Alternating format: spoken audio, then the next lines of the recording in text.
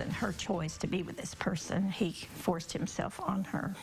The mother of a Conway woman police say was brutally murdered by her boyfriend in a hotel room, speaking out tonight about her loss for the very first time. Good evening and thanks for joining us tonight on KRK. I'm Shannon Miller.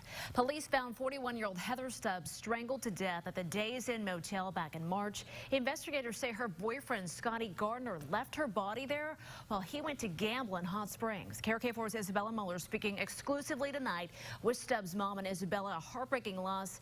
How is she coping nearly a year later? Shannon, heartbreaking doesn't begin to describe it. Shirley Stubbs says it's been a year full of tears, coping with the loss of her daughter. But it's also been a year of gratitude for everyone's help along the way.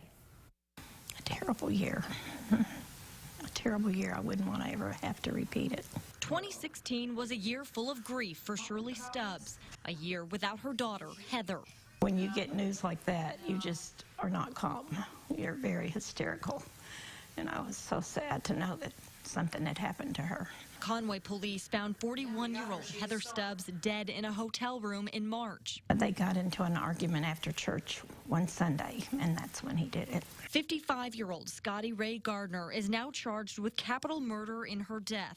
Investigators say they found Stubbs with a cord around her neck and that she had been strangled. They came to our house about 9:30 at night and told us that they had some bad news for us.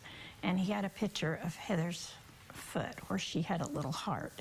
And he said, "Does this look familiar?" And I said, "Yes, that's my daughter." And so I just fell apart. Which is where Shirley says many Central Arkansas grief groups have come to pick up the pieces, including Women's Own Worth, a domestic violence nonprofit. She's helping Heather's daughter right now to try to get her license for beautician school. And while many groups have helped Shirley and her family cope with their loss after the devastating news, it's what Shirley says she had seen before that could have saved her daughter. He told her that if she reported him trying to strangle her in December before March, that he would blow up their car. Shirley says what she got in 2016 is a guardian angel, and she looks forward to her daughter's guidance pushing forward in 2017.